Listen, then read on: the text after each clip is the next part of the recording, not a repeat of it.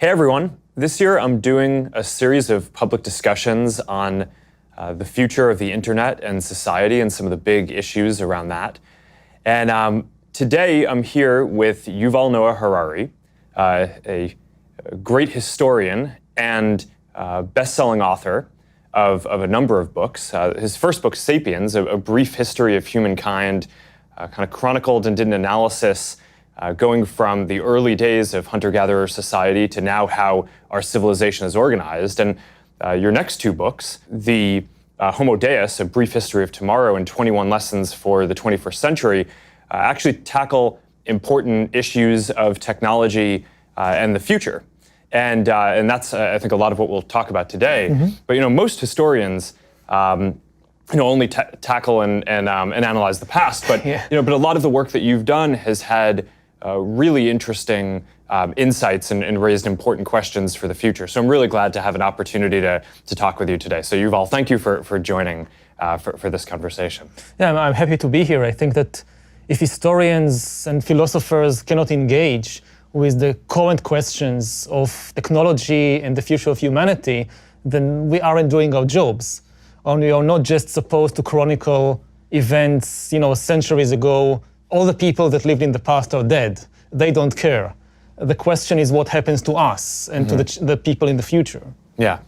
All right, so all the questions that you've outlined, where should we start here? I mean, I think one of the big topics that we've talked about is around this dualism around whether, with all of the technology and progress that has been made, are people coming together and are we becoming more unified, or is our world becoming more fragmented? Mm-hmm. And so I'm curious to start off by how you're thinking about that. And I mean, that's probably a big area. We could probably spend most of the time on that topic.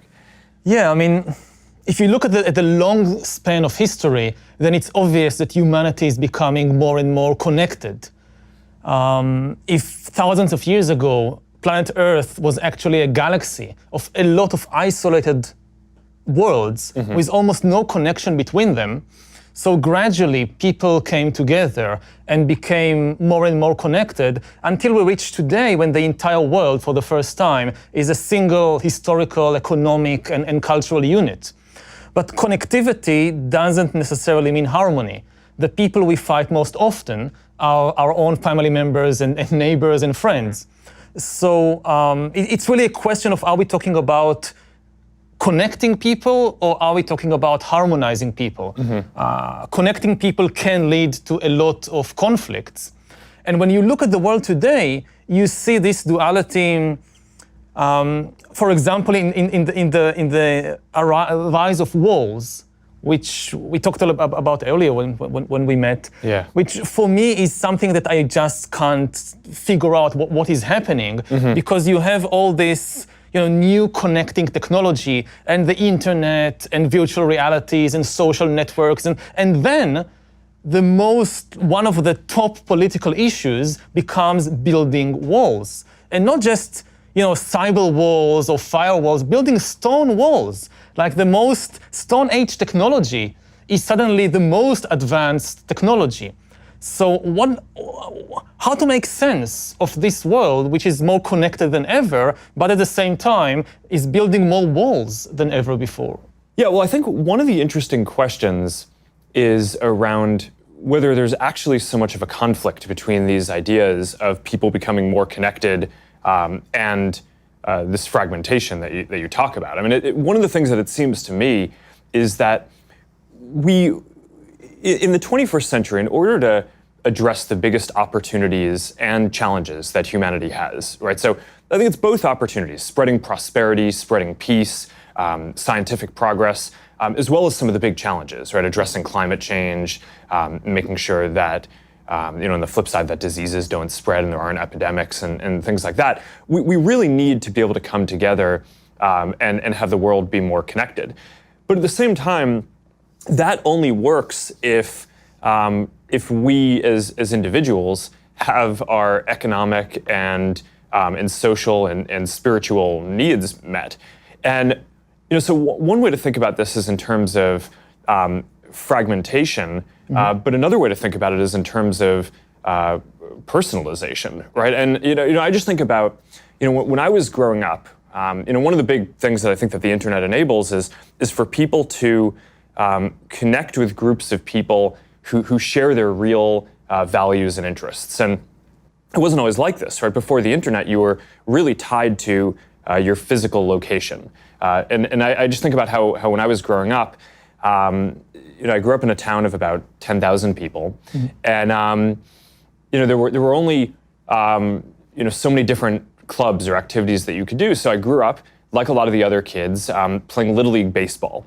And I kind of think about this in retrospect. It's like, I'm not really into baseball. I'm not really an athlete. So why did I play Little League when my real passion was programming computers? And the reality was that growing up, there was no one else really in my town who was into programming computers. So I didn't have a peer group or a club that I could do that. It wasn't until I went to boarding school and then later college where I actually was able to meet people who were into the same things as I am.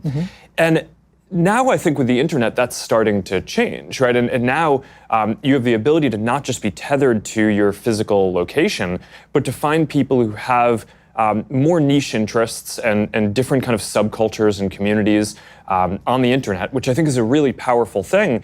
But it also means that me growing up today, I probably wouldn't have played Little League. And you can think about me playing Little League as that could have been a unifying thing where there weren't that many things in my town, so that was a thing that brought people together. So maybe if I was creating or if I was a part of a community online that might have been more meaningful to me, getting to know real people, but around programming, which is my real interest, you would have said that our community growing up would have been more fragmented, right? And people wouldn't have had the same kind of sense of physical community. So when I think about these problems, one of the questions that I wonder is maybe fragmentation and personalization or finding what you actually care about are two sides of the same coin. But the bigger challenge that I worry about is whether there are a number of people who are just left behind in the transition, who were people who would have played Little League but haven't now found their new community and now just feel dislocated. And maybe their primary orientation in the world is still the physical community that they're in, or that they haven't really been able to find a community of people who they're interested in. And as the world has progressed, I think a lot of people feel lost in that way, and that probably contributes to some of the feelings. That would be my hypothesis, at least. That's the social version of it. There's also the economic version around globalization, which I think is as important. But I'm curious what you think about that. About the social issue, well, online communities can be a wonderful thing, but they are still incapable of replacing physical communities because there are still so many things that you can only do with your body and with your physical friends. And you can travel with your mind throughout the world, but not with your body. And there is a huge questions about the costs and benefits there, and also the ability of people to just escape things they don't like in online communities, but you can't do it in real offline communities. You can unfriend your Facebook friends, but you can't unneighbor your neighbors. They are still there. Yeah. You can take yourself and move to another country if you have the means, but most people can't. So part of the logic of traditional communities was that you must learn how to get along with people you don't like necessarily, maybe, and you must develop social mechanisms how to do that. And with online communities, and they have done some really wonderful things for people, but also they kind of don't give us the experience of doing these difficult but important things. Yeah, and I definitely don't mean to state that that online communities can replace everything that a physical community did. The most meaningful online communities that we see are ones that span online and offline, that bring people together. Maybe the original organization might be online, but people are coming together physically, because that ultimately is really important for relationships and for, because we're physical beings, right? So whether it's, there are lots of examples around whether it's an interest community where people care about running, but they also care about cleaning up the environment. So a group of people organize online, and then they every week go for a run along a beach or through a town and clean up garbage. That's like a physical thing. I mean, we hear about communities where people, if you're in a profession, maybe the military or maybe something else where you have to move around a lot, people form these communities of military families or families of groups that travel around, and the first thing they do when they go to a new city is they find that community, and then that's how they get integrated into the local physical community too. So that's obviously a super important part of this that I don't mean to understand. Yeah, and then the question, the practical question for also a service provider like Facebook is, what is the goal? I mean, are we trying to connect people so ultimately they will leave the screens and go and play football or pick up garbage? Or are we trying to keep them as long as possible on the screens? And there is a conflict of interest there. Yeah. I mean, you could have, one model would be, we want people to stay as little as possible online. We just need them to stay there the shortest time necessary to form the connection, which they will then go and do something in the outside world. Yeah. And that's one of the key questions, I think, about what the internet is doing to people, whether it's connecting them or fragmenting society. Yeah, and I think your point is right. I mean, we've made this big shift in our systems to make sure that they're optimized for meaningful social interactions, which of course the most meaningful interactions that you can have are physical offline interactions. And there's always this question when you're building a service of how you measure the different thing that you're trying to optimize for. So, it's a lot easier for us to measure if people are interacting or messaging online than if you're having a meaningful connection physically. But there are ways to get at that. I mean, you can ask people questions about what the most meaningful things that they did. You can't ask, all 2 billion people, but you can have a statistical subsample of that and have people come in and tell you, okay, what are the most meaningful things that I was able to do today, and how many of them were enabled by me, connecting with people online, or how much of it was me connecting with someone physically, maybe around the dinner table, with content or something that I learned online or saw. So that is definitely a really important part of it. But I think one of the important and interesting questions is about the richness of the world that can be built, where you have, on one level, unification or this global connection, where there's a common framework where people can connect. Maybe it's through using common internet services, or maybe it's just common social norms as you travel around. One of the things that you'd pointed out to me in a previous conversation is now something that's different from in any other time in history is you could travel to almost any other country and look like you dress like you're appropriate and that you fit in there. And if 200 years ago or 300 years ago, that just wouldn't have been the case. If you went to a different country, you would have just stood out immediately. So there's this norm, there's this level of cultural norm that is united. But then the question is, what do we build on top of that? And I think one of the things that a broader kind of set of cultural norms or shared values and framework enables is a richer set of subcultures and subcommunities and people to actually go find the things that they're interested in lots of different communities to be created that wouldn't have existed before. Going back to my story before, it wasn't just my town that had Little League. I think when I was growing up, basically every town had very similar things. There's a Little League in every town, and maybe instead of every town having Little League, there should be Little League should be an option. But if you wanted to do something that not that many people were interested in my case, programming, in other people's case, maybe interest in some part of history or some part of art, that there just may not be another person in your 10,000 person town who share that interest. I think it's good if you can form those kind of communities, and now people have can find connections and can find a group of people who share their interest. And I think that there's a question, though, of you can look at that as fragmentation, right? Because now we're not all doing the same things, right? We're not all, going to church and playing Little League and doing the exact same things. Or you can think about that as richness and depthness in our social lives.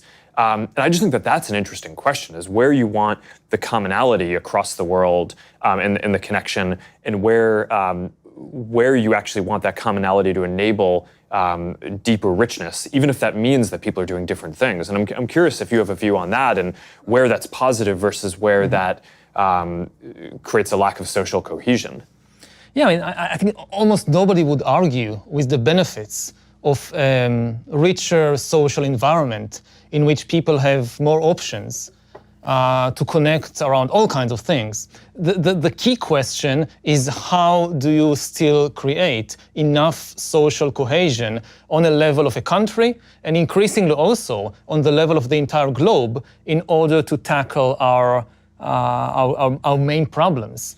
I mean, we need global cooperation like never before, because we are facing unprecedented global problems. We just had Earth Day, and it should be obvious to everybody, we cannot deal with the problems of the environment, of climate change, except through global cooperation. Similarly, if you think about the potential disruption caused by new technologies like artificial intelligence, we need to find a mechanism for global cooperation around issues like how to prevent an AI arms race, how to prevent different countries racing to build autonomous weapon systems and killer robots, and weaponizing the internet and weaponizing social networks.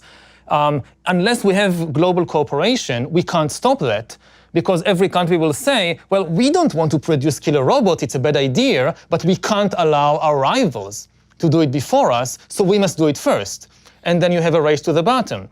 Similarly, if you think about the potential disruptions to the job market and the economy caused by AI and automation, so it's quite obvious that there will be jobs in the future, but will they be evenly distributed between different parts of the world? One of the potential results of the AI revolution could be the concentration of immense wealth in some parts of the world, and the complete bankruptcy of other parts. There will be lots of new jobs for software engineers in California, but there will be maybe no jobs for textile workers and truck drivers in Honduras and Mexico. So what will they do? If we don't find a solution on the global level, like creating a global safety net to protect humans against the shocks of AI, and enabling them to use the opportunities of AI, then we will create the most unequal economic situation that ever existed.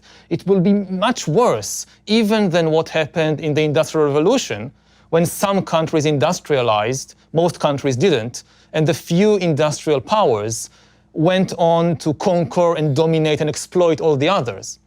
So how do we create enough global cooperation so that the enormous benefits of AI and automation don't go only, say, to California and Eastern China, while the rest of the world is being left far behind? Yeah, I think that's important. So I would unpack that into two sets of issues. One around AI and the future economic and geopolitical issues around that, and let's put that aside for a second, because I actually think we should spend 15 minutes on that. I mean, that's a big set of things. But then the other question is around, how do you create the global cooperation that's necessary to take advantage of the big opportunities that are ahead and to address the big challenges, right? I don't think it's just fighting crises like climate change. I think that there are massive opportunities around global spreading prosperity, spreading more human rights and freedom.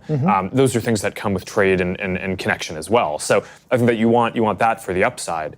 But I guess my my diagnosis at this point, and I'm curious to hear your view on this, is I actually think we've spent a lot of the last 20 years with the internet, maybe even longer, working on global trade, global information flow, making it so that people can connect.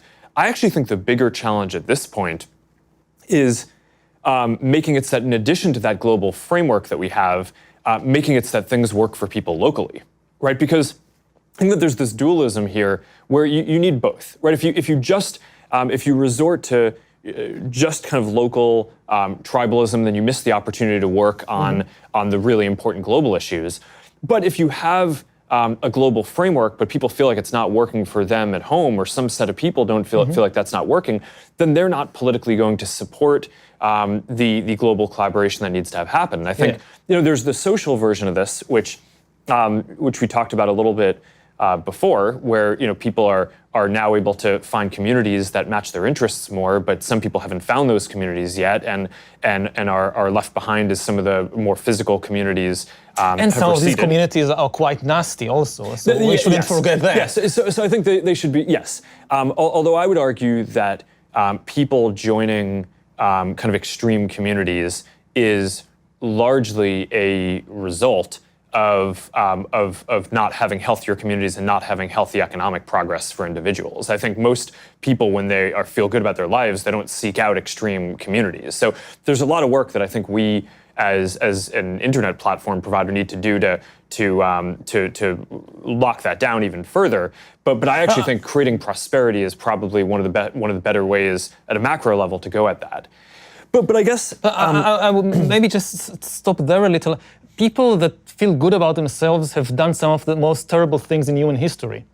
I mean, we shouldn't confuse people feeling good about themselves and about their lives with people being benevolent and kind and so forth. And also, they wouldn't say that their ideas are extreme. And we have, so many examples throughout human history, from the Roman Empire to slave trade in the modern age and colonialism, that people, that they had a very good life. They had a very good family life and social life. They were nice people. I mean, I guess, I don't know, most Nazi voters were also nice people. If you meet them for a cup of coffee and you talk about your kids, they are nice people. And they think good things about themselves, and maybe some of them can have very happy lives. And even the ideas that we look back and say, this was terrible, this was extreme, they didn't think so. Again, if you just think about colonialism. But World War II, and that came through a period of intense economic and social disruption after the Industrial Revolution. Let's put aside the extreme example. Let's just think about European colonialism in the 19th century. So people say in Britain, in the late 19th century, they had the best life in the world at the time. And they didn't suffer from an economic crisis or disintegration of society or anything like that. And they thought that by going all over the world and conquering and changing societies in India, in Africa, in Australia, they were bringing lots of good to the world. And I'm just saying that so that we are more careful about not confusing the good feelings people have about their life. It's not just miserable people suffering from poverty and economic crisis. Well, I think that there's a difference between the example that you're using of a wealthy society going and colonizing or doing different things that had different negative effects. That wasn't the fringe in that society. I guess what I was more reacting to before was your point about people becoming extremist. I would argue that in those societies, that wasn't those people becoming extremists. You can have a long debate about any part of history and whether the direction that a society chose to take is positive or negative and the ramifications of that. But I think today we have a specific issue, which is that more people are seeking out solutions at the extremes. And I think a lot of that is because of a feeling of dislocation, both economic and social.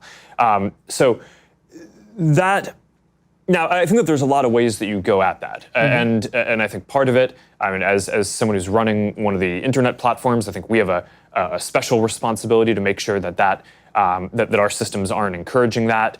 But I think broadly, the more macro solution for this is to make sure that people feel like they have that grounding and that sense of purpose and community, and that their lives are, and that they have opportunity. And I think that, statistically, what we see in sociologically is that when people have those opportunities, they don't, on balance, as much seek out those kind of groups. And I think that there's the social version of this. There's also the economic version. I mean, this is the basic story of globalization. Is on the one hand, it's been extremely positive for bringing a lot of people into the global economy, right? People in India and Southeast Asia and across Africa who wouldn't have previously had access to a lot of jobs in the global economy now do. And there's been probably the greatest, at a global level, inequality is way down, right? Because hundreds of millions of people have come out of poverty, and that's been positive. But the big issue has been that in developed countries, there have been a large number of people who are now competing with all these other people who are joining the economy, and jobs are moving to these other places. So a lot of people have lost jobs. For some of the people who haven't lost jobs, there's now more competition for those jobs for people internationally. So their wages, that's one of the factors I would. The analyses have shown that's preventing more wage growth, and there are 5 to 10% of people, according to a lot of the analyses that I've shown, who are actually in absolute terms worse off because of globalization. Now, that doesn't necessarily mean that globalization for the whole world is negative. I think in general it's been on balance positive, but the story we've told about it has probably been too optimistic in that we've only talked about the positives and how it's good as this global movement to bring people out of poverty and create more opportunities. And the reality, I think, has been that it's been net very positive. But if there are 5 or 10% of people in the world who are worse off, there's 7 billion people in the world, so that's many hundreds of millions of people. The majority of whom are likely in the most developed countries in the U.S. and across Europe. That's going to create a lot of political pressure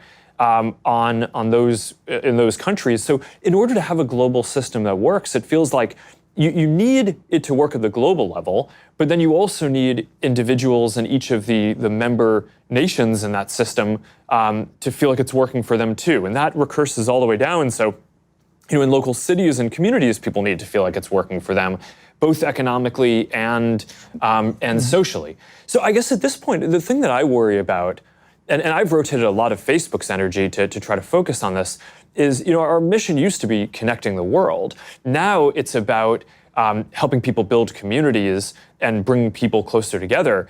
And a lot of that is because I actually think that the thing that we need to do to support more global connection at this point is making sure that things work for people locally. That in a lot of ways we've made it so that the internet, so that an emerging creator can. But how do you balance working it locally for people in the American Midwest and at the same time working it better for people in Mexico or South America or Africa? I mean, part of the imbalance is that when people in Middle America are angry, everybody pays attention, because they have their finger on the button. But if people in Mexico or people in Zambia feel angry, we care far less, because they have far less power. I mean, the pain, and I'm not saying the pain is not real, the pain is definitely real, but the pain of somebody in Indiana reverberates around the world far more than the pain of somebody in Honduras or in the Philippines, simply because of the imbalances of the power in the world. And I mean, earlier, what we said about fragmentation, I know that Facebook faces a lot of criticism about kind of encouraging some people to move to these extremist groups. But that's a big problem, but I don't think it's the main problem. I think also it's something that you can solve if you put enough energy into that. That is something you can solve. But this is the problem that gets most of the attention now. What I worry more, again, not just about Facebook, about the entire direction that the new internet economy and the new tech economy is going towards, is increasing inequality between different parts of the world, which is not the result of extremist ideology, but the results of a certain economic and political model. And secondly, undermining human agency and undermining the basic philosophical ideas of democracy and the free market and individualism. These, I would say, my two greatest concerns about the development of technology like AI and machine learning. And this will continue to be a major problem, even if we find solutions to the issue of social extremism in particular groups. Mm-hmm. Yeah, I certainly agree that extremism is I would think about it more as a symptom and a big issue that needs to be worked on. But I think the bigger question is making sure that everyone has a sense of purpose, has a role that they feel matters, and social connections. Because at the end of the day, we're social animals, and I think it's easy in our theoretical thinking to abstract that away. But that's such a fundamental part of who we are. So that's why I focus on that. I don't know, do you want to move over to some of the AI issues? Because I think that's or do you want to stick on this topic for a second? No, I mean, this topic is closely connected to AI. Again, because I think that, one of the disservices that science fiction, and I'm a huge fan of science fiction, but I think it has done some pretty bad things, which is to focus attention on the wrong scenarios and the wrong dangers. That people think, oh, AI is dangerous because the robots are coming to kill us. And this is extremely unlikely, that we'll face a robot rebellion. I'm much more frightened about robots always obeying orders than about robots rebelling against the humans. I think the two main problems with AI, and we can explore this in greater depth, is what I just mentioned. First, increasing inequality between different parts of the world, because you'll have some countries which lead and dominate the new AI economy, and this is such a huge advantage that it kind of trumps everything else. And we will see, if we had the Industrial Revolution creating this huge gap between a few industrial powers and everybody else, and then it took 150 years to close the gap. And over the last few decades, the gap has been closed or closing, as more and more countries which were far behind are catching up. Now the gap may reopen and be much worse than ever before because of the rise of AI and because AI is likely to be dominated by just a small number of countries. So that's one issue, AI and inequality. And the other issue is AI and human agency, or even the meaning of human life. What happens when AI is mature enough and you have enough data to basically hack human beings, and you have an AI that knows me better than I know myself and can make decisions for me, predict my choices, manipulate my choices, and authority increasingly shifts from humans to algorithms. So not only decisions about which movie to see, but even decisions like which community to join, who to befriend, whom to marry. We increasingly rely on the recommendations of the AI, and what does it do to human life and human agency? So these I would say the two most important issues of AI inequality and AI and human agency. Yeah. And I think both of them get down to a similar question around values, right? And who's building this, and what are the values that are encoded, and how does that end up playing out? I tend to think that in a lot of the conversations around AI, we almost personify AI, right? Your point around killer robots or something like that. But I actually think it's AI is very connected to the general tech sector, right? So almost every technology product and increasingly a lot of not what you call technology products are made better in some way by AI. So it's not like AI is a monolithic thing that you build. It powers a lot of products. So it's a lot of economic progress and can get towards some of the distribution of opportunity questions that you're raising. But it also is fundamentally interconnected with these really socially important questions around data and privacy and how we want our data to be used and what are the policies around that and what are the global frameworks. And so one of the big questions that, so I tend to agree with a lot of the questions that you're raising, which is that a lot of the countries that have the ability to invest in future technology, of which AI and data and future internet technologies are certainly an important area, are doing that because it will give their local companies an advantage in the future, right? And to be the ones that are exporting services around the world. I tend to think that right now, the United States has a major advantage that a lot of the global technology platforms are made here, and certainly a lot of the values that are encoded in that are shaped largely by American values. They're not only. I mean, speaking for Facebook, I mean, we serve people around the world and we take that very seriously. But certainly ideas like giving everyone a voice, that's something that is probably very shaped by the American ideas around free speech and strong adherence to that.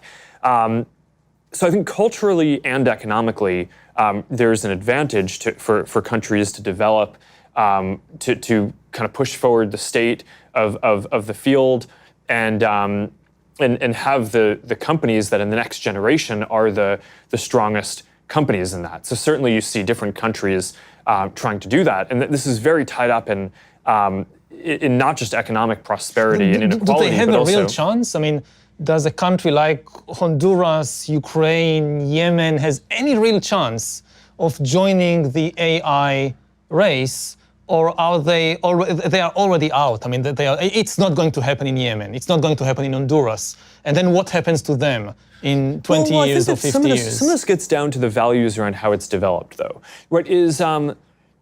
I think that there are certain advantages that countries with larger populations have because you can get to critical mass in terms of universities and industry and investment and things like that.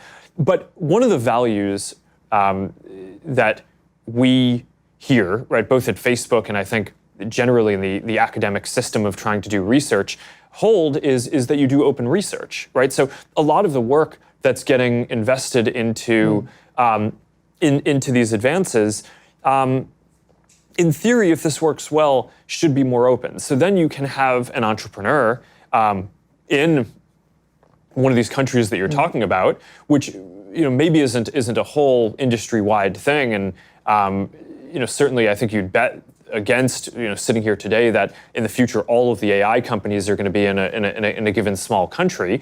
But I don't think it's far-fetched to believe that there will be an entrepreneur in some place who can use Amazon Web Services to spin up instances for compute, who can hire people across the world in a globalized economy and can leverage research that has been done in the US or across Europe or in different open academic institutions or companies that increasingly are publishing their work that are pushing the state-of-the-art forward on that. So I think that there's this big question about what we want the future to look like. And part of the way that I think we want the future to look is we want it to be open. We want the research to be open. I think we want the internet to be a platform. And this gets back to your unification point versus fragmentation. One of the big risks, I think, for the future is that the internet policy in each country ends up looking different and ends up being fragmented. And if that's the case, then I think the entrepreneur in the countries that you're talking about in Honduras probably doesn't have as big of a chance if they can't leverage all the advances that are happening everywhere. But if the internet stays one thing and the research stays open, then I think that they have a much better shot. So when I look towards the future, one of the things that I just get very worried about is the values that I just laid out are not values that all countries share. And when you get into some of the more authoritarian countries and their data policies, they're very different from the kind of regulatory frameworks that that across Europe and across a lot of other people are talking about or have put into place. And just to put a finer point on it, and recently I've come out and I've been very vocal that I think that more countries should adopt a privacy framework like GDPR in Europe. And a lot of people, I think, have been confused about this. They're like, well, why are you arguing for more privacy regulation? Why now, given that in the past you weren't as positive on it? And I think part of the reason why I am so focused on this now is I think at this point, people around the world recognize that these questions around data and AI and technology are important. So there's going to be a framework in every country. I mean, it's not like there's not going to be regulation or policy. So I actually think the bigger question is, what is it going to be? And the most likely alternative to each country adopting something that encodes the freedoms and rights of something like GDPR, in my mind, the most likely alternative is the authoritarian model, which is currently being spread, which says, as every company needs to store everyone's data locally in data centers, and if I'm a government, I should be able to go send my military there and be able to access whatever data I want, and be able to take that for surveillance or military or helping local military industrial companies. And I mean, I just think that that's a really bad future, right? That's not the direction that I, as someone who's building one of these internet services, or just as a citizen of the world, want to see the world going. To be the devil's advocate for a moment, I mean, if I look at it from the viewpoint, let's say, of India, so I listened to the American president saying America first, and I'm a nationalist, I'm not a globalist, I care about the interests of America, and I wonder, is it safe to store the data about Indian citizens in the US and not in India, when they're openly saying they care only about themselves? So why should it be in America and not in India? Well, I think that there's the motives matter, and certainly I don't think that either of us would consider India to be an authoritarian country that has. So I would say that. It can still say we want data and metadata on Indian users to be stored on Indian soil. We don't want it to be stored on American soil or somewhere else. Yeah, and I can understand the arguments for that, and I think that the intent matters, right? And I think countries can come at this with open values and still conclude that something like that could be helpful. But I think one of the things that you need to be very careful about is that if you set that precedent, you're making it very easy for other countries that don't have open values and that are much more authoritarian and want the data not to protect their citizens, but to be able to surveil them and find dissidents and lock them up. So I think I agree. But I think that it really boils down to the questions that do we trust America? And given the past 2-3 years, people in more and more places around the world. I mean, previously, say if we were sitting here 10 years ago, or 20 years ago, or 40 years ago, then America declared itself to be the leader of the free world. We can argue a lot whether this was the case or not, or at least on the declaratory level, this was how America presented itself to the world. We are the leaders of the free world, so trust us, we care about freedom. But now we see a different America. America which doesn't want even to be, again, it's not a question of even what they do, but how America presents itself no longer as the leader of the free world, but as a country which is interested above all in itself and in its own interests. And just this morning, for instance, I read that the US is considering having a veto on the UN resolution against using sexual violence as a weapon of war. And the US is the one that thinks of vetoing this. And as somebody who is not a citizen of the US, I ask myself, can I still trust America to be the leader of the free world if America itself says, I don't want this role anymore? Well, I think that that's a somewhat separate question from the direction that the internet goes in, because I mean GDPR, the framework that I'm advocating, that it would be better if more countries adopted something like this, because I think that that's just significantly better than the alternatives, a lot of which are these more authoritarian models. I mean, GDPR originated in Europe, right? So it's not an American invention. And I think in general, these values of openness in research, of cross-border flow of ideas and trade, that's not an American idea, right? I mean, that's a global philosophy for how the world should work. And I think that the alternatives to that are, at best, fragmentation, right, which breaks down the global model on this. At worst, a growth in authoritarianism for the models of how this gets adopted.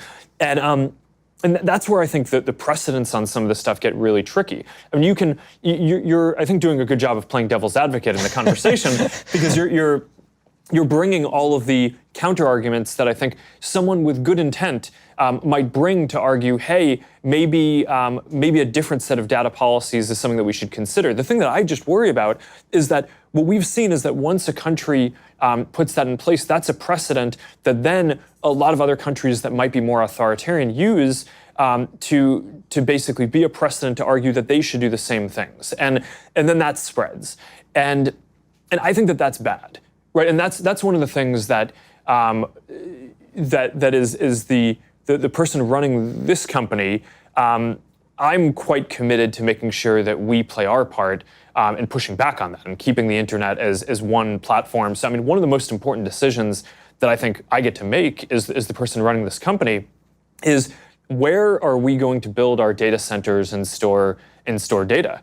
And we've made the decision that we're not going to put data centers in countries that we think have weak rule of law, where people's data may be improperly accessed, and that could put people in harm's way. And I mean, there have been a lot of questions around the world around questions of censorship, and I think that those are really serious and important. I mean, a lot of the reason why I build what we build is because I care about giving everyone a voice, giving people as much voice as possible. So I don't want people to be censored. At some level, these questions around data and how it's used and whether authoritarian governments get access to it, I think are even more sensitive, because if you can't say something that you want, that is highly problematic. That violates your human rights, I think, in a lot of cases. It stops progress. But if a government can get access to your data, then it can identify who you are and go lock you up, and hurt you and hurt your family, and cause real physical harm in ways that are just really deep. So I do think that people running these companies have an obligation to try to push back on that, and fight establishing precedents which will be harmful, even if a lot of the initial countries that are talking about some of this have good intent. I think that this can easily go off the rails. And when you talk about in the future AI and data, which are two concepts that are just really tied together, I just think the values that comes from, and whether it's part of a more global system, a more democratic process, a more open process, that's one of our best hopes for having this work out well. If it comes from repressive or authoritarian countries, then I just think that's going to be highly problematic in a lot of ways. Yeah, well, that raises the question of how do we build AI in such a way that it's not inherently a tool of surveillance and manipulation and control? I mean, this goes back to the idea of creating something that knows you better than you know yourself, which is kind of the ultimate surveillance and control tool. And we are building it now in different places around the world. It's being built. And what are your thoughts about how to build an AI which serves individual people and protects individual people, and not an AI which can easily, with a flip of a switch, becomes kind of the ultimate surveillance tool? Well, I think that is more about the values and the policy framework than the technological development. I mean, it's a lot of the research that's happening in AI are just very fundamental mathematical methods where a researcher will create an advance, and now all of the neural networks will be 3% more efficient. I'm just kind of throwing this out, and that means that all right. Newsfeed will be a little bit better for people. Our systems for detecting things like hate speech will be a little bit better. But our ability to find photos of you that you might want to review will be better. But all these systems get a little bit better. So now I think the bigger question is you have places in the world where governments are choosing to use that technology and those advances for things like widespread face recognition and surveillance. And those countries, I mean, China's doing this, they create a real feedback loop, which advances the state of that technology where they say, okay, well, we want to do this. So now there's a set of companies that are sanctioned to go do that and are getting access to a lot of data to do it because it's allowed and encouraged. So that is advancing and getting better and better. That's not a mathematical process. That's kind of a policy process that they want to go in that direction. Those are the values, and it's an economic process of the feedback loop and development of those things compared to in countries that might say, hey, that kind of surveillance isn't what we want. Those companies just don't exist as much, right? Or don't get as much support. I don't know. I mean, my home country of Israel is, at least for Jews, it's a democracy. And it's one of the leaders of the world in surveillance technology. And we basically have one of the biggest laboratories of surveillance technology in the world, which is the occupied territories. And exactly these kinds of systems are being developed there and exported all over the world. So given my personal experience back home, again, I don't necessarily trust that just because a society in its own inner workings is, say, democratic, that it will not develop and spread these kinds of technologies. Yeah, I agree. It's not clear that a democratic process alone solves it, but I do think that it is mostly a policy question, right? A government can quite easily make the decision that they don't want to support that kind of surveillance, and then the companies that they would be working with to support that kind of surveillance would be out of business, and then, or at the very least, have much less economic incentive to continue that technological progress. So that dimension of the growth of the technology gets stunted compared to others, and that's generally the process that I think you want to follow broadly, right? Technological advance isn't by itself good or bad. I think it's the job of the people who are shepherding it, building it, and making policies around it to have policies and make sure that their effort goes towards amplifying the good and mitigating the negative use cases. And that's how I think you end up bending these industries and these technologies to be things that are positive for humanity overall. And I think that's a normal process that happens with most technologies that get built. But I think what we're seeing in some of these places is not the natural mitigation of negative uses. In some cases, the economic feedback loop is pushing those things forward, but I don't think it has to be that way. But I think that that's not as much a technological decision as it is a policy decision. I fully agree, but I mean, every technology can be used in different ways, for good or for bad. You can use the radio to broadcast music to people, and you can use the radio to broadcast Hitler giving a speech to millions of Germans. The radio doesn't care. The radio just carries whatever you put in it. So yeah, it is a policy decision, but then it just raises the question, how do we make sure that the policies are the right policies in a world when it is becoming more and more easy to manipulate and control people on a massive scale like never before? I mean, the new technology, it's not just that we invent a technology and then we have good democratic countries and bad authoritarian countries, and the question is, what will they do with the technology? The technology itself could change the balance of power between democratic and totalitarian systems. Yeah.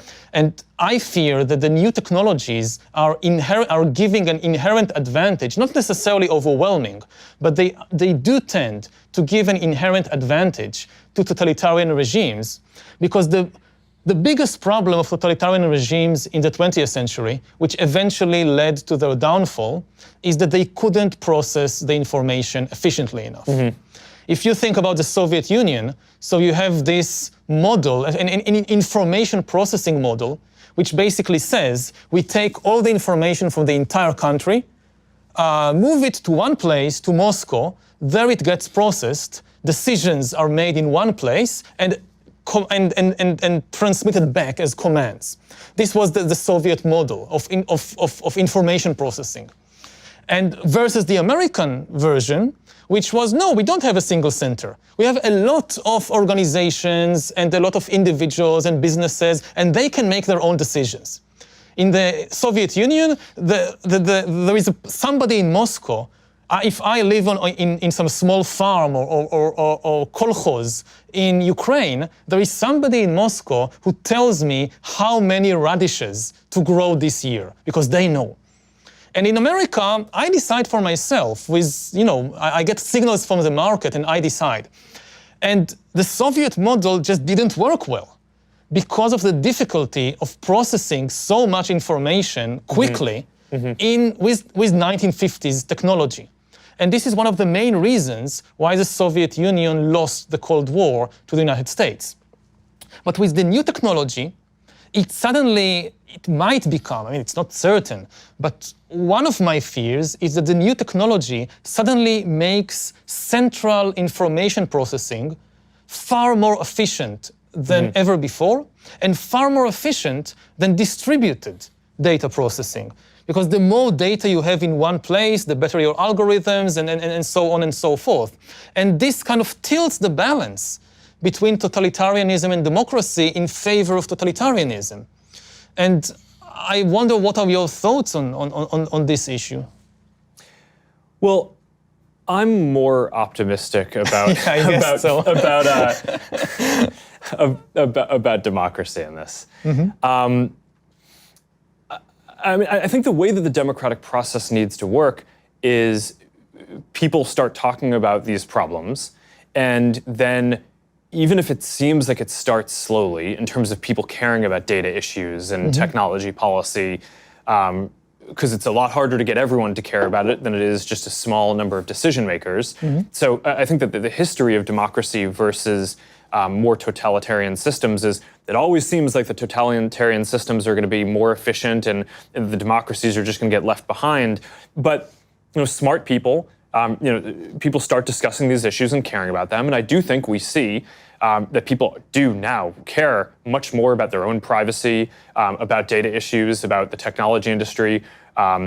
People are becoming more sophisticated about this. They realize that that having a lot of your data stored can both be an asset because it can help provide a lot of benefits and services to you, but increasingly maybe it's also a liability because there are hackers and nation states who might be able to break in and use that data against you or exploit it or reveal it.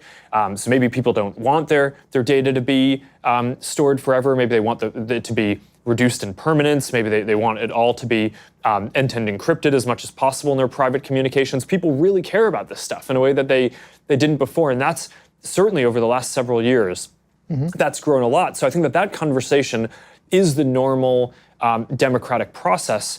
And I think what's going to end up happening is that by the time you get people broadly aware of the issues and on board, that is just a much more powerful approach, where then you do have people in a decentralized system who are capable of making decisions, who are smart, who I think will generally always do it better than too centralized of an approach. And here is, again, a place where I worry that personifying AI and saying AI is a thing, right? That an institution will develop, and it's almost like a sentient being. I think mischaracterizes what it actually is, right? It's a set of methods that make everything better, let me retract that. That's way too broad. It's a lot of technological processes more efficient, and I think that's. But that's the worry. It makes that's not just for centralized folks, right? In our context, so we build our business is this ad platform, and a lot of the way that can be used now is we have 90 million small businesses that use our tools. And now, because of this access to technology, they have access to the same tools to do advertising and marketing and reach new customers and grow jobs that previously only the big companies would have had. And that's a big advance, and that's a massive decentralization. When people talk about our company and the internet platforms overall, they talk about how there's a small number of companies that are big, and that's true. But the flip side of it is that now there are billions of people around the world who have a voice, that they can share information more broadly, and that's actually a massive decentralization in power, and kind of returning power to people. Similarly, people have access to more information, have access to more commerce. That's all positive. So I don't know. I'm an optimist on this. I think we have real work cut out for us, and I think that the challenges that you raise are the right ones to be thinking about, because if we get it wrong, that's the way in which I think it will go wrong. But I don't know. I think that the historical precedent would say that at all points, where there was the competition between the US and Japan in the 80s and the 70s, or the Cold War before that, or different other times, people always thought that the democratic model, which is slow to mobilize, but very strong once it does, and once people get bought into a direction and understand the issue, I do think that will continue to be the best way to spread prosperity around the world and make progress in a way that meets people's needs. And that's why when we're talking about internet policy, when you're talking about economic policy, I think spreading regulatory frameworks that encode those values, I think is one of the most important things that we can do. But it starts with raising the issues that you are and having people be aware of the potential problems. Yeah, I agree that in the last few decades, it was the case that open democratic systems were better and more efficient. And this, again, one of my fears is that it might have made us a bit complacent, because we assume that this is kind of a law of nature, that distributed systems are always better and more efficient than centralized systems. And we grew up in a world in which there was kind of this, to do the good thing morally was also to do the efficient thing economically and politically. And a lot of countries liberalized their economy, their society, their politics over the last 50 years, more because they were convinced of the efficiency argument than of the deep moral argument. And what happens if efficiency and morality suddenly split? Which have happened before in history. I mean, the last 50 years are not representative of the whole of history. We had many cases before in human history in which repressive, centralized systems were more efficient, and therefore you got these repressive empires. And there is no law of nature which says that this cannot happen again.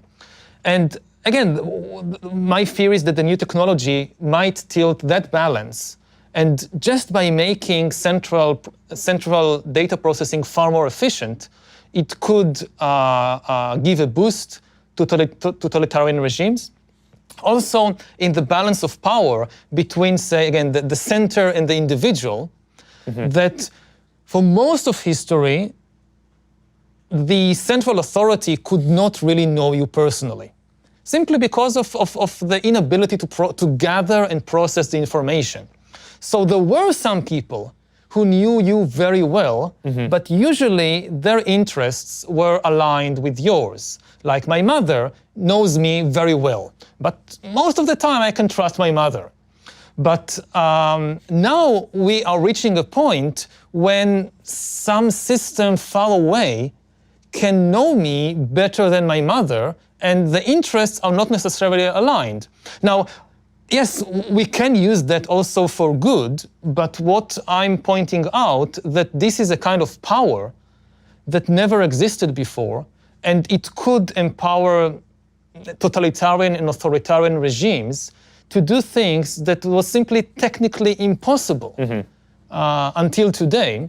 Yeah. And if you live in an open democracy, so okay, you can rely on all kinds of mechanisms to protect yourself. But thinking more globally about this issue, I think a key question is, how do you protect human attention from being hijacked by malevolent players who know you better than you know yourself, who know you better than your mother knows you? And this is a question that we never had to face before, because we never had, usually the malevolent players just didn't know me very well. Yeah, okay, so there's a lot in what you were just talking about. I mean, I think in general, one of the things that, I do think that there is a scale effect where one of the best things that we could do if we care about these open values and having a globally connected world, I think making sure that the critical mass of the investment in new technologies encodes those values is really important. So that's one of the reasons why I care a lot about not supporting the spread of authoritarian policies to more countries, and either inadvertently doing that or setting precedents that enable that to happen. Because I think that the more development that happens in the way that is more open, where the research is more open, where people have where the policy making around it is more democratic, I think that that's going to be positive. So I think kind of maintaining that balance ends up being really important. And one of the reasons why I think democratic countries over time tend to do better on serving what people want is because there's no metric to optimize the society, right? It's when you talk about efficiency, a lot of what people are talking about is economic efficiency, right? Are we increasing GDP? Are we increasing jobs? Are we decreasing poverty? And those things are all good, but I think part of what the democratic process does is people get to decide on their own which of the dimensions in society matter the most to them in their lives. If you can hijack people's attention and manipulate them, then people deciding on their own just doesn't help, because I don't realize it, that somebody manipulated me to think that this is what I want. And we are reaching the point when, for the first time in history, you can do that on a massive scale. So again, I speak a lot about the issue of free will in this regard. And the people that are easiest to manipulate are the people who believe in free will and who simply identify with whatever thought or desire pops up in their mind, because they cannot even imagine that this desire is not the result of my free will. This desire is the result of some external manipulation. Now, it may sound paranoid, and for most of history, it was probably paranoid because nobody had this kind of ability to do it on a massive scale. But here, like in Silicon Valley, the tools to do that on a massive scale have been developed over the last few decades. And they may have been developed with the best intentions. Some of them may have been developed with the intention of just selling stuff to people and selling products to people. But now the same tools that can be used to sell me something I don't really need can now be used to sell me a politician I really don't need, or an ideology that I really don't need. It's the same tools, it's the same hacking the human animal and manipulating what's happening inside. Yeah, okay, so there's a lot going on here. I think that when designing these systems, I think that there's the intrinsic design, which you want to make sure that you get right, and then there's preventing abuse, which I think is something that there's two types of questions that people raise. I mean, one is, we saw what the Russian government tried to do in the 2016 election.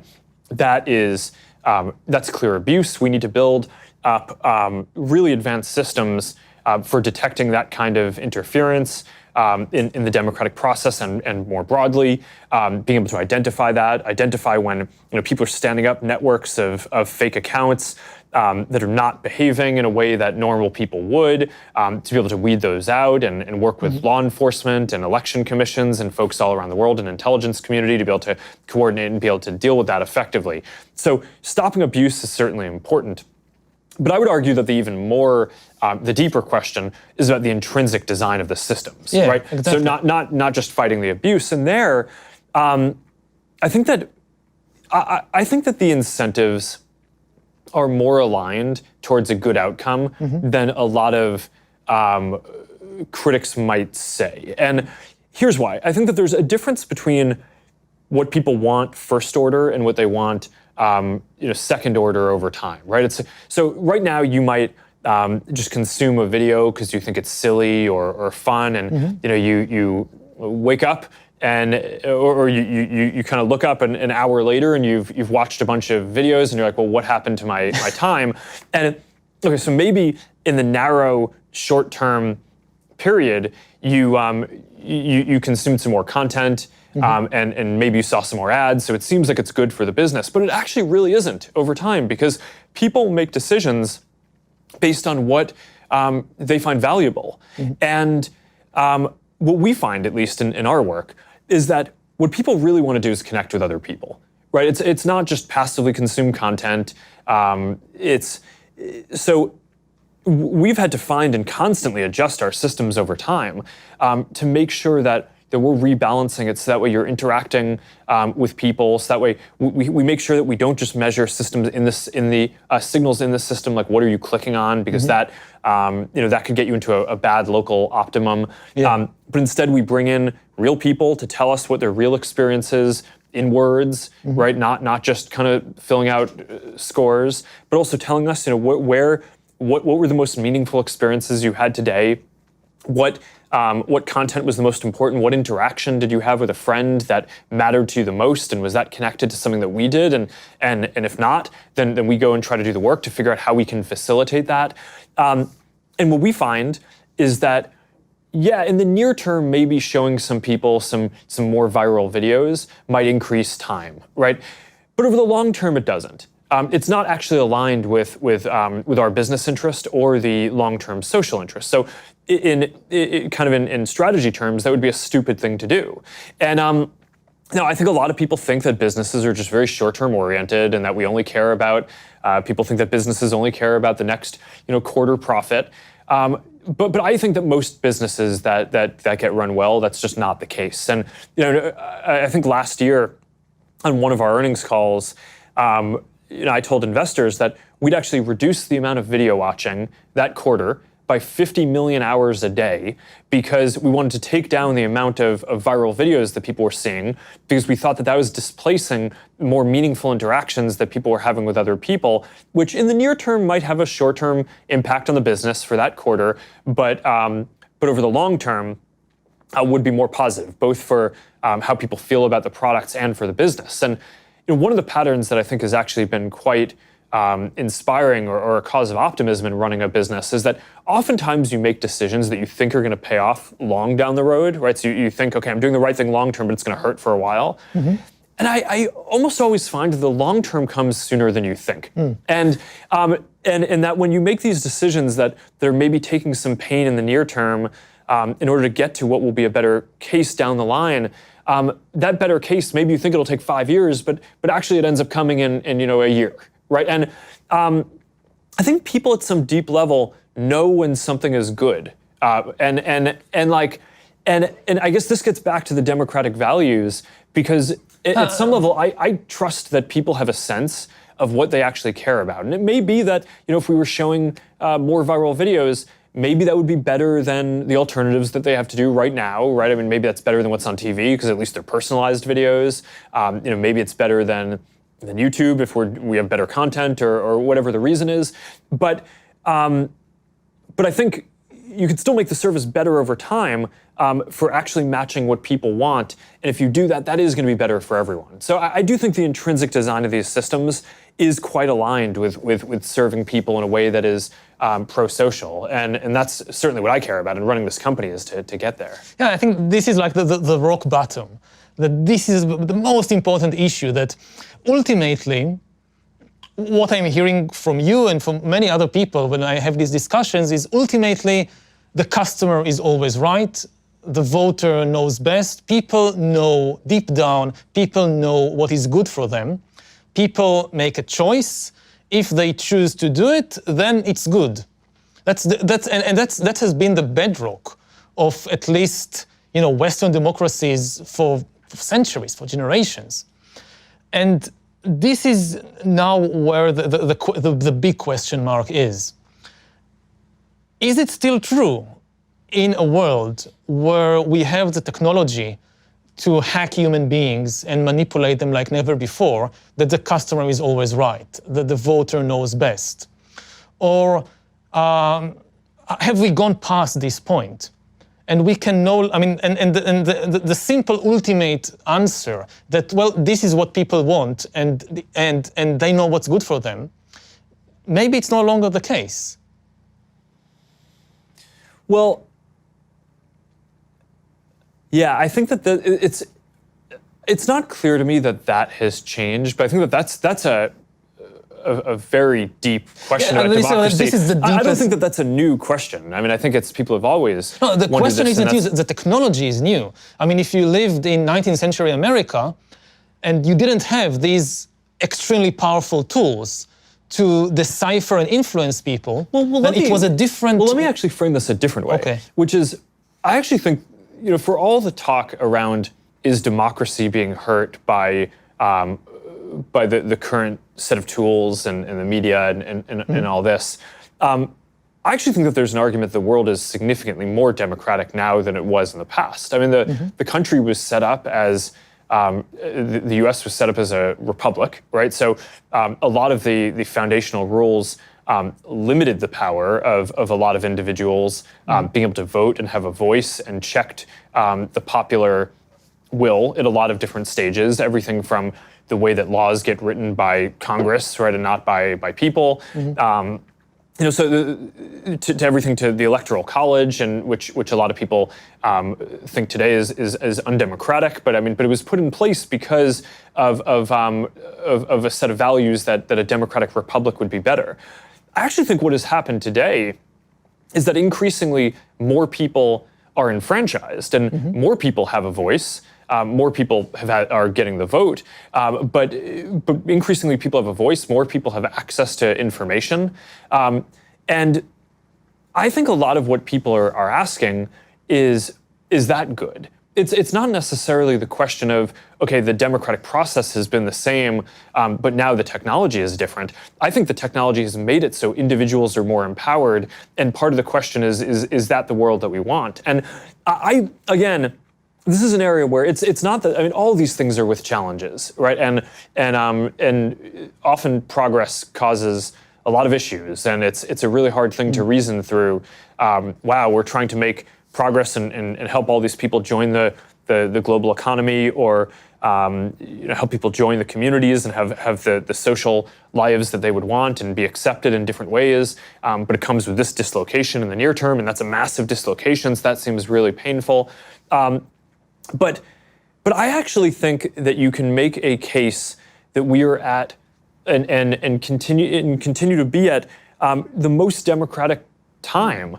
And I think that overall, in the history of our country at least, when we've gotten more people to have the vote, and we've gotten more representation, and we've made it so people have access to more information, and more people can share their experiences, I do think that that's made the country stronger and has helped progress. And it's not that this stuff is without issues. It has massive issues, but that's at least the pattern that I see, and why I'm optimistic about a lot of the work. I agree that more people have more voice than ever before, both in the US and globally. I think you're absolutely right. My concern is to what extent we can trust the voice of people, to what extent I can trust my voice.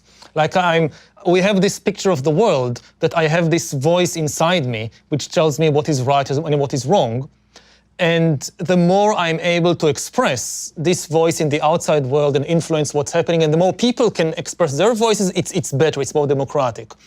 But what happens if at the same time that more people can express their voices, it's also easier to manipulate your inner voice? To what extent you can really trust that the thought that just popped up in your mind is the result of some free will, and not the result of an extremely powerful algorithm that understands what's happening inside you and knows how to push the buttons and press the levers and is serving some external entity. And it has planted this thought or this desire that you now express.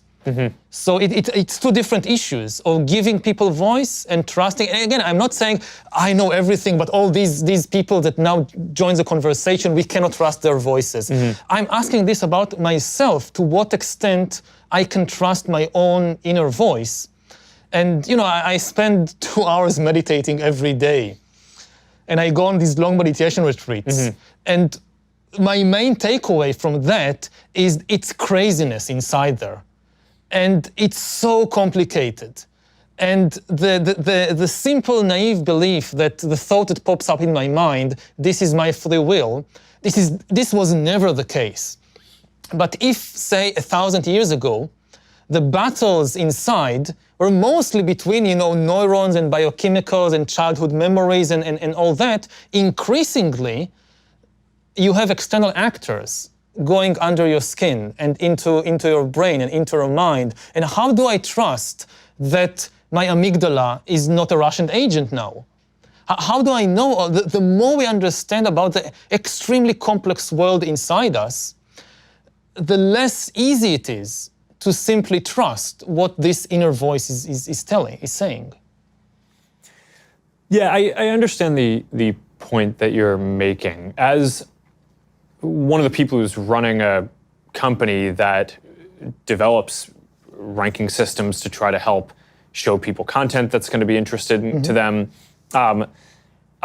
there's a dissonance between the way that you're explaining what you think is possible and what I see as a practitioner building this. I think you can build systems that can get good at a very specific thing, right? At helping to understand which of your friends you care the most about, so you can rank their content higher in newsfeed.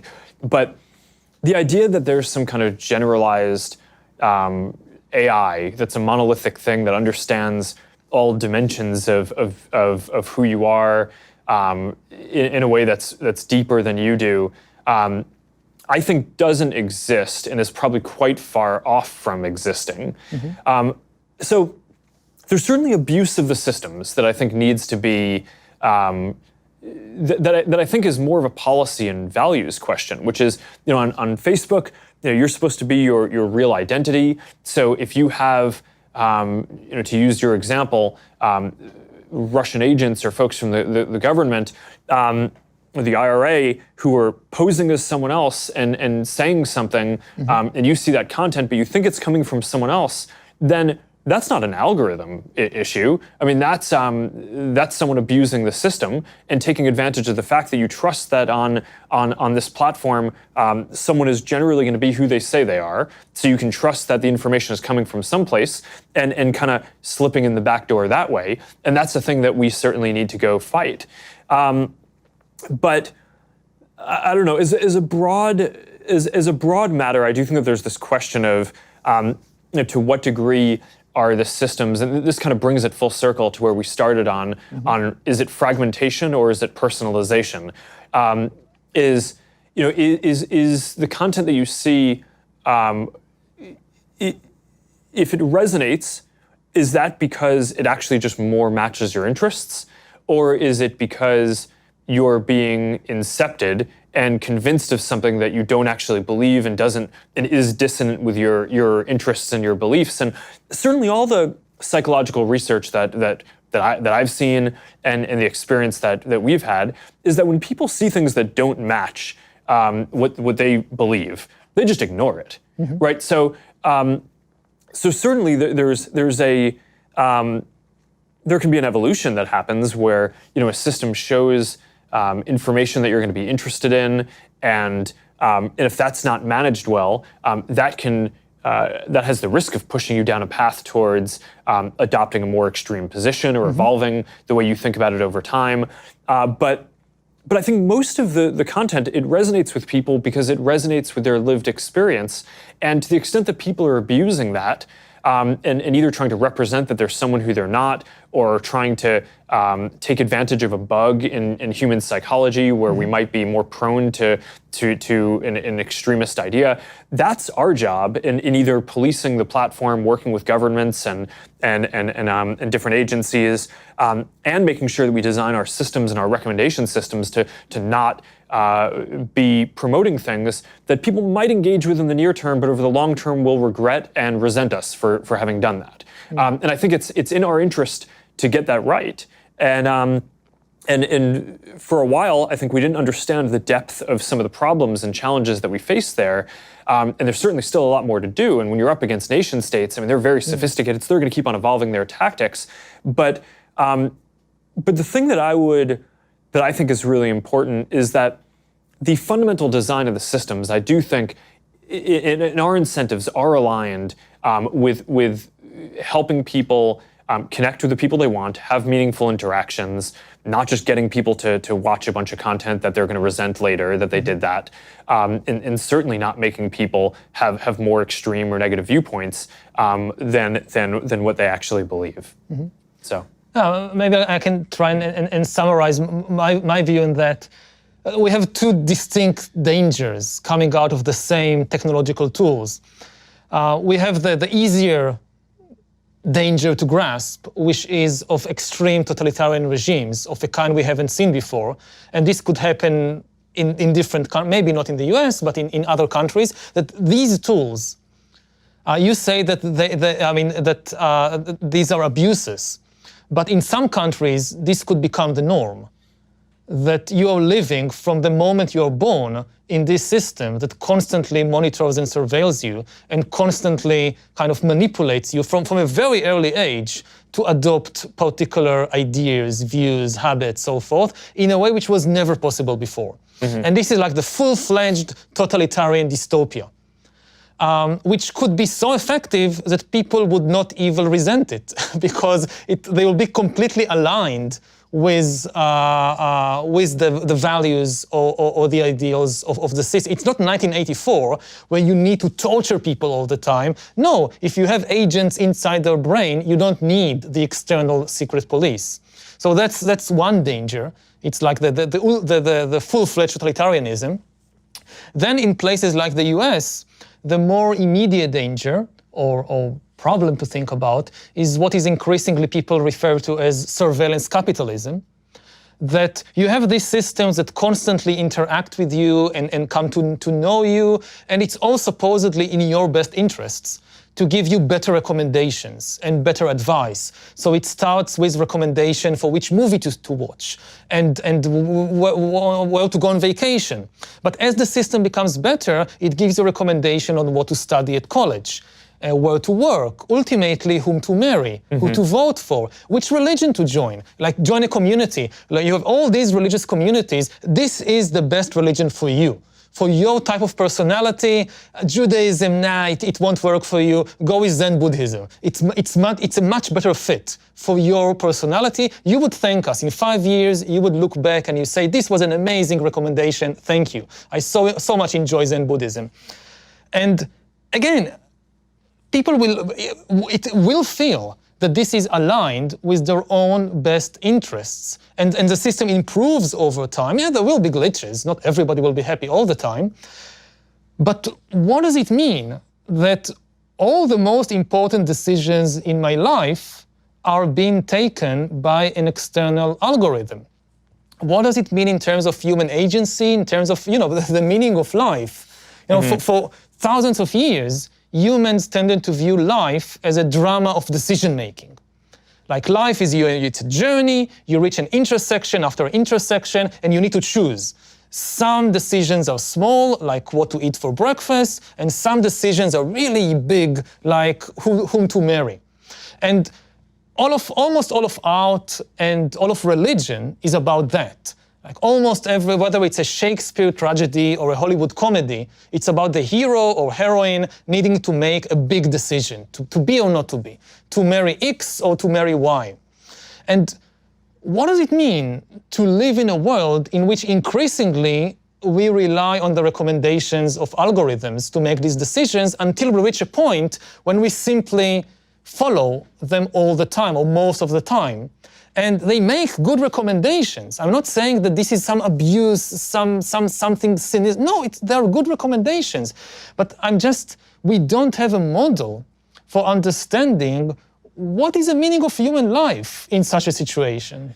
Well, I think the biggest objection that I'd have to both of the ideas that you just raised is that we have access to a lot of different sources of information, a lot of people to talk to about different things. And it's not just like there's one set of recommendations or a single recommendation that gets to dominate what we do, and that gets to be overwhelming, either in the totalitarian or the capitalist model of what you were saying. To the contrary, I think people really don't like and are very distrustful when they feel like they're being told what to do or just have a single option. One of the big questions that we've studied is how to address when there's a hoax or clear misinformation. And the most obvious thing that it would seem like you'd do intuitively is tell people, hey, this seems like it's wrong. Mm-hmm. Here is the other point of view that is right. Or at least, if it's a polarized thing, even if it's not clear what's wrong and what's right, here's the other point of view. If you're on any given issue, and that really doesn't work, right? So what ends up happening is if you tell people that something is false, but they believe it, then they just end up not trusting you, right? So that ends up not working. And if you frame two things as opposites, right? So if you say, okay, well, you're a person who doesn't believe in, you're seeing content that not believing in climate change. Mm-hmm. So I'm going to show you the other perspective, right? Here's something that argues that climate change is a thing. That actually just entrenches you further, mm-hmm. Because it's, okay, someone's trying to kind of control. Yeah, So what ends up working, right, sociologically and psychologically, the thing that ends up actually being effective is giving people a range of choices. So if you show not here's the other opinion and with a judgment on the piece of content that a person engaged with, but instead you show a series of related articles, right, or content, then people can kind of work out for themselves, hey, here's the range of different opinions or things that exist on this topic. And maybe I lean in one direction or the other, but I'm kind of going to work out for myself where I want to be. Most people don't choose the most extreme thing.